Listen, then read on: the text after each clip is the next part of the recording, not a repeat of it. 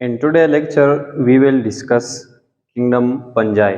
Previous video में हमने kingdom Protista के बारे में डिस्कस किया था। आज हम किंगडम पंजाई को डिटेल से पढ़ेंगे। किंगडम पंजाई में हमारे पास जो लिविंग ऑर्गेनिज्म है उनकी बॉडी भी या यूनिसेलुलर होगी, एक ही सेल से बनेगी, या इसमें ऐसी ऑर्गेनिज्म भी है जिसमें हमारे पास उसकी बॉडी जो है मल्टी सेलुलर है, यानी एक से ज़्यादा सेल से उसकी बॉडी बनी है। हमारे पास पंजाई जो है वो भी यूकैरियोटिक है, मतलब पंजाई का हमारे पास जो सेल है उसमें हमारे पास न्यूक्लियस भी है, और इसके अलावा हमारे पास इसमें मेम्ब्रेन बाउंडेड ऑर्गेनील्स भी मौजूद हैं। हमारे पास जितनी भी सेलुलर ऑर्गेनील है वो सारी इसमें हमारे पास मौजूद है। माइटोकॉन्ड्रिया, गाल्जी अपैरेटस, एंडोप्लाज्मिक रेटिकुलम, इसके अलावा और भी बहुत से ऑर्गेनील है। तो इसका सेल हमारे साथ जो है यूकैरियोटिक है। दूसरा हमारे पास जो पंजाई है वो है फिलामेंटस।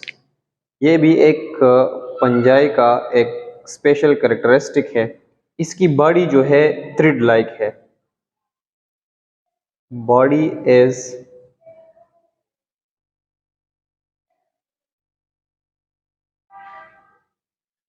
Thread like. अगर आप पंजाई की सेलुलर स्ट्रक्चर देखें तो उसकी बॉडी जो है मल्टी सेलुलर बॉडी आप देखें जो वो बहुत ज़्यादा थिन है, और इसके अलावा ये फिलामेंटस है। इसका मतलब ये है कि एक थ्रेड टाइप बॉडी जो है ये इसकी है फिलामेंट टाइप। इसका मतलब है कि इसकी बॉडी हमारे पास बहुत ज़्यादा थिन है और इसने एक पतला सा थ्रेड जो है ये बनाया हुआ है। Silwal is made of chitin. हमारे पास पंजाई में सिलवाल मौजूद है और वो सिलवाल जो है वो काइटिन से बना है। काइटिन हमारे पास कॉम्प्लेक्स कार्बोहाइड्रेट है।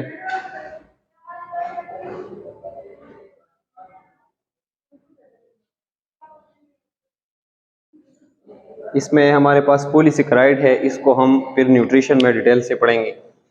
ये था हमारे पास पंजाई का सेलुलर स्ट्रक्चर। हमने ये बताया कि सिलवाल तो पंजाई या यूनिसेलुलर होंगे या मल्टी सेलुलर होंगे।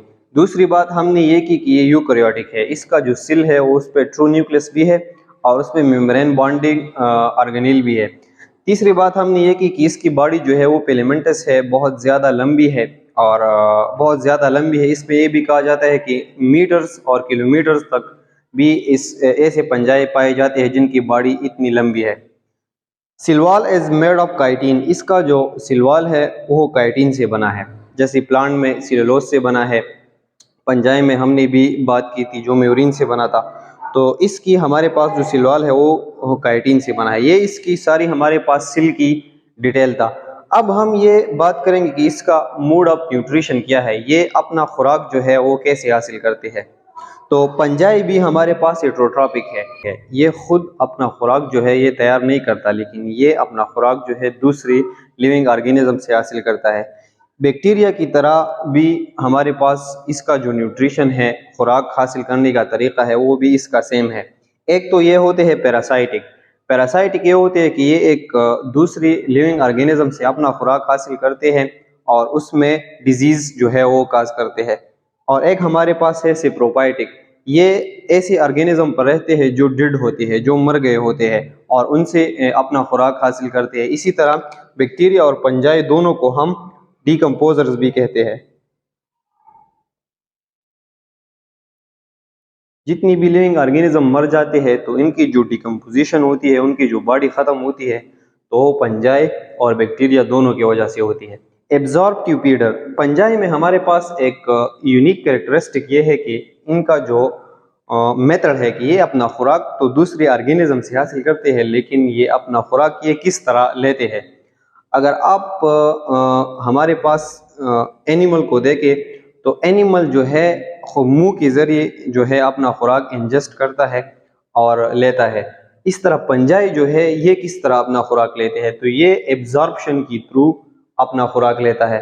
ना ये अपना खुराक अपने लिए खुद तैयार करता है, ना इसको मुंह के थ्रू इंजेस्ट करता है, लेकिन अपनी सारी बॉडी के थ्रू ये जो खुराक है ये इसे जज़ब करता है। इसे एब्जॉर्ब करता है। तो ये इसमें एक यूनिक कैरेक्टरिस्टिक है जो किसी भी किंगडम में मौजूद नहीं है पंजाई के अलावा। नाइदर इंजेस्ट, ना ये अपना खुराक मुंह के थ्रू इंजेस्ट करते हैं, nor manufacture their own food, ना ये अपना खुराक खुद अपने लिए सनलाइट के थ्रू तैयार करते हैं, क्योंकि ये हेटेरोट्रॉपिक है। जब भी एक ऑर्गेनिज्म हेटेरोट्रॉपिक होता है तो उसमें क्लोरोफिल नहीं होता, वो खुराक अपने लिए खुद तैयार नहीं कर सकता। Instead they absorb neutron from environment through structure, ये इन्वायरमेंट में रहते हैं और उस इन्वायरमेंट में अगर वो जमीन से हो या एक दूसरे लिविंग ऑर्गेनिज्म से हो उसमें रहते हैं और उससे अपना खुराक जो है अपने सिलवाल के थ्रू, अपनी बॉडी स्ट्रक्चर के थ्रू, सारे बॉडी स्ट्रक्चर के थ्रू ये एब्जॉर्ब करते हैं। और जिस स्ट्रक्चर के थ्रू ये अपना खुराक एब्जॉर्ब करते हैं इसको हम हिस्टोरिया कहते हैं और दूसरा नाम हम इसे हैपिया कहते हैं। इन स्ट्रक्चर जो है ये इस एनवायरनमेंट में जिससे भी ये खुराक हासिल करता है उसमें पेनिट्रेट करता है और अपना खुराक जो है उससे एब्जॉर्ब करता है।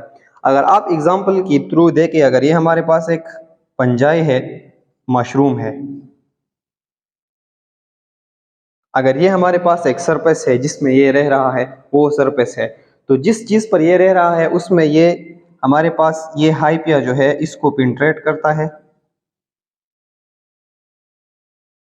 और इस सरफेस से अपना खुराक जो है ये एब्जॉर्ब करता है। तो ये है इसकी खुराक लेने का तरीका।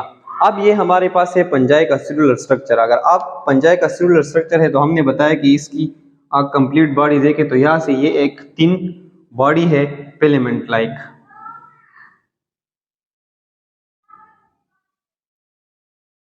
एक थिन थ्रीड लाइक स्ट्रक्चर है जो बहुत ज्यादा लंबा है और इसकी सेलुलर स्ट्रक्चर जो है ये इस तरह, इसीलिए इसे हम फिलामेंटस कहते हैं। अगर आप देखें तो ये मल्टी सेलुलर है, ये सारी इसमें सिल है और इसकी सिल में हमारे पास न्यूक्लियस है और भी मेम्ब्रेन बाउंडेड ऑर्गेनेल्स भी इसमें मौजूद है और ये हमारे पास इसका सिलवार है जो काइटिन से बना है। तो इस तरह हमारे पास हमने एक रफ स्ट्रक्चर पंजाई का सेलुलर ड्रा किया है कि इस तरह फिलामेंट स्ट्रक्चर जो है ये पंजाई का होता है। एग्जाम्पल अगर आप देखें तो पंजाई का एग्जाम्पल है यीस्ट, पेनिसिलियम जिससे हमने एंटीबायोटिक पेनिसिलिन को डिराइव किया है, मशरूम्स, रस्ट एंड स्मट, ये सारे जो है ये पंजाई की एग्जाम्पल है। इन सारे एग्जाम्पल की पिक्चर और पंजाई की हमारे पास जो क्लासिफिकेशन है जिसे हम टेक्सोनोमी ऑफ हायरार्की कहते हैं उसको भी हम एक्सप्लेन करेंगे। आप इससे भी स्क्रीनशॉट ले सकते हैं। अब हम पंजाई की टेक्सोनोमी ऑफ हायरार्की पढ़ते हैं।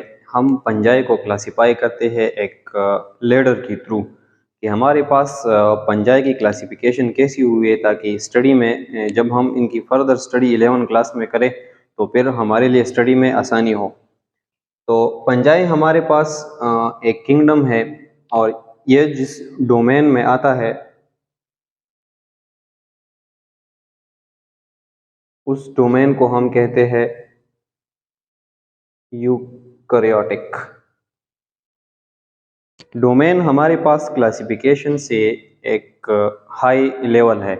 हमारे पास 2 डोमेन्स है। एक डोमेन हमारे पास है प्रोकैरियोटिक जिसमें हमने बैक्टीरिया को डाला है और दूसरा डोमेन हमारे पास है यूकैरियोटिक।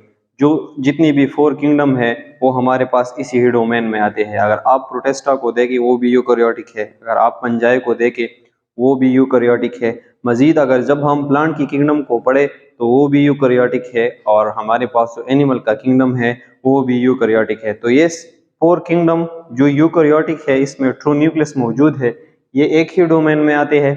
और हमारे पास जो बैक्टीरिया जिसका सिल हमारे पास प्रोकैरियोटिक है और उसमें ना हमारे पास न्यूक्लियस मौजूद है और ना उसकी सिल में हमारे पास मेम्ब्रेन बाउंडेड ऑर्गेनेल्स है, तो हमारे पास दूसरे डोमेन में आते हैं। अब किंगडम पंजाई जिसका डोमेन हमारे पास यूकैरियोटिक है इसको हमने मजीद 2 फाइलम में डिवाइड किया है। ये एक फाइलम इसका हमारे पास है ओमाइकोटा और दूसरा इसका जो हमारे पास फाइलम है वो है यूमाइकोटा। इन दोनों फाइलम में एक ही कैरेक्टरिस्टिक की बिना पर हमने पंजाई को तकसीम किया है। पंजाई में कुछ ऐसी लिविंग ऑर्गेनिज्म मौजूद है जिसका माइसीलियम जो है वो एसिप्टेट है माइसीलियम किसे कहते हैं? बॉडी। फंजाई की हमारे पास जो पेलिमेंटस बॉडी होती है, उसकी जो जिस्म होता है उसको हम माइसीलियम कहते हैं। तो ये जिसका जो जिस्म है ये हमारे पास एसिप्टेट होता है। एसिप्टेट का मतलब ये है, अगर आप देखें ये हमारे पास एक पेलिमेंटस बॉडी है, थ्रेड लाइक तीन बॉडी है फंजाई की। तो अगर देखिए हमारे पास ये एक सिल है, ये हमारे पास दूसरा सिल है, ये तीसरा सिल है, इसी तरह ये एक मल्टी सेलुलर फंजाई की बॉडी है। तो इसकी सिल के दरमियान हमारे पास जो लेयर मौजूद है, जिस तरह हमने प्रीवियस स्ट्रक्चर में ड्रा किया है, उस लेयर को हम सेप्टा कहते हैं। अगर इस सिल के दरमियान में एक ऐसा लेयर ड्रा करूं, इस पर्दे को हम सिप्टा कहते हैं।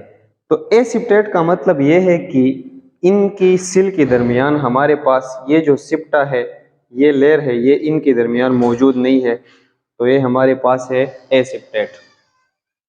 तो ओ माइकोटा में हमने उन फंजाई को डाला है जिनकी हमारे पास सिल के दरमियान जो लेयर है, जो पर्दा है, वो मौजूद नहीं है, और डिस्पर्स जो इसका सिल है ये एक दूसरे के साथ कंटिन्यूस फॉर्म में मौजूद है, और इसमें हमारे पास सिप्टा मौजूद नहीं है, इसीलिए इसी एसिप्टेट कहते हैं। ये हमारा फास्ट इसका ये फाइलम था ओ माइकोटा, जिसका करेक्टरिस्टिक ये थी कि इसकी माइसीलियम जो बॉडी हमारे पास है उसमें ये लेयर मौजूद नहीं होगा सिल के दरमियान। फिर हम इसको और इसकी करेक्टरिस्टिक होंगे, इसकी बिना पर हम मज़ीद इसको क्लासेस में डिवाइड करते हैं। तो हमारे पास ओ माइकोटा में हमारे पास दो क्लासेस है, एक हमारे पास है पाइकोमाइसीट्स, दूसरा हमारे पास है जाइगोमाइसीट्स।